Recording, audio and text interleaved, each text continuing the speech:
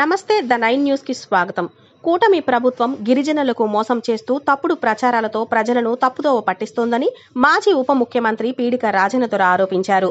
ఈ రోజు సాలూరు పట్టణంలో ఆయన నివాసంలో నిర్వహించిన విలేకరుల సమావేశంలో మాట్లాడుతూ గిరిజన గ్రామాల్లో టీడీపీలో భారీగా చేరికలు జరుగుతున్నాయంటూ చేస్తున్న ప్రచారం పూర్తిగా వాస్తవాలకు విరుద్ధమన్నారు. మంత్రి సంధ్యారాణి ప్రజలకు ఇచ్చిన హామీలను అమలు చేయకుండా రాజకీయ విమర్శలకే పరిమితమయ్యారని రాజేంద్ర అన్నారు. పాచిపెంట ప్రాంతంలో కొందరు ప్రభుత్వ ఉద్యోగులు రాజకీయాల్లో జోక్యం చేసుకుంటూ ప్రజల మధ్య విభేదాలు సృష్టిస్తున్నారని ఆగ్రహం వ్యక్తం చేశారు. ప్రభుత్వ ఉద్యోగులు ఉద్యోగ ధర్మాన్ని పాటించాలని తెలిపారు.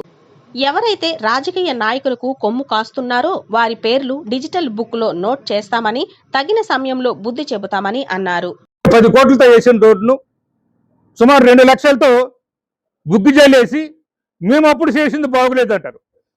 ఎప్పుడో మేము చేసింది 10 సంవత్సరాలు గడిచిపోయిన తర్వాత బాగుండకపోతే ఉంటుందా? బాగుంటుంది, రోడ్డు లేదు, పెద్ద కొత్త రోడ్డు చేయాలి.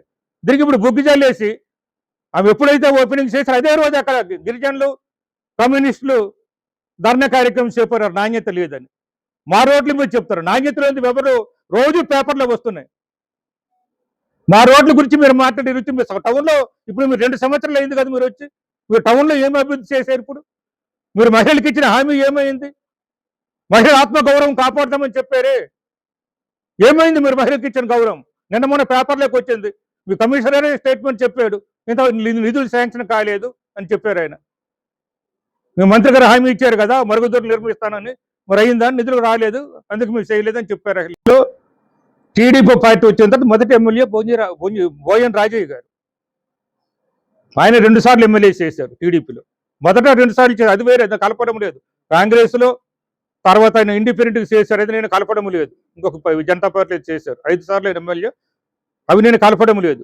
టీడీపీలో 2 సార్లు ఎమ్మెల్యే బోయన్ రాజయ్య గారు, అలాగే బొంజుదేవ్ గారు 3 సార్లు ఎమ్మెల్యే, సంజయ్ రాణి గారు ఒకసారి ఎమ్మెల్సీ, అధికార పార్టీ ఎమ్మెల్సీ ఆమె 2015 నుంచి 2021, ఇప్పుడు ప్రజెంట్ ఎమ్మెల్యే.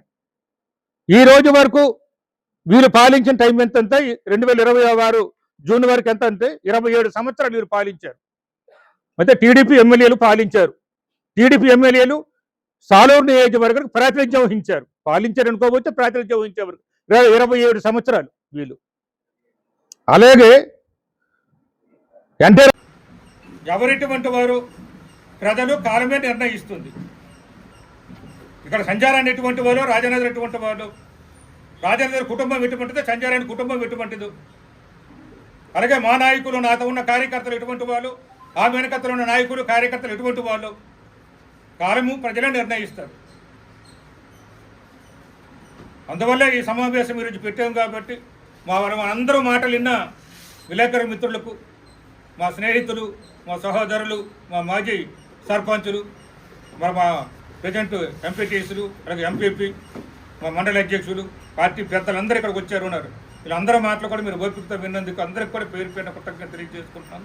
ఈ వాస్తవాలు తెలియాలనే ఉద్దేశంతోనే చెప్తున్నాను. మళ్ళీ కూడా మేము కేవలం రాజకీయం కోసం మాట్లాడలేదు, మేము ఛాలెంజ్ చేసి మా ఎవరందరూ చెప్తున్నారు. రేపు వస్తారా, ఎల్లుండి వస్తారా అనేది మాత్రం మళ్ళీ చెప్తున్నాం. ఆ గ్రామాలు వెళ్దాం, పెండగ వలస నుంచి స్టార్ట్ చేద్దాం. ఎక్కువ జాయిన్ అయింది 100 కుటుంబాలు అక్కడే కదా, దగ్గర ఉన్నది కూడా అక్కడే కదా, రోడ్డు పాయింట్ ఉంది అక్కడే కాబట్టి పెండగ వలసకి వెళ్దాం, విలేకరులు తీసుకుని వెళ్దాం. ఇక్కడ నుంచి ఎలక్ట్రానిక్ మీడియా పిలుస్తాం, సాలూరు నుంచి, పాచిపేట నుంచి మండల విలేకరులు పిలుస్తాం. మేమేం మాట్లాడాం, విలేకరులే మాట్లాడమని చెప్తాం. ఇంటింటికి వెళ్దాం. అలాగా డేట్ చెప్పవలసింది వాళ్ళే, రేపో ఎల్లుండో. మంత్రి సంజయ్ రాణి గారు చెప్తారా, మిగతా టీడీపీ నాయకులు యుగంధర కావచ్చు, మిగతా వాళ్ళు ఎవరెవరు ఉన్నారు వాళ్ళు కావచ్చు చెప్తారా అనేది.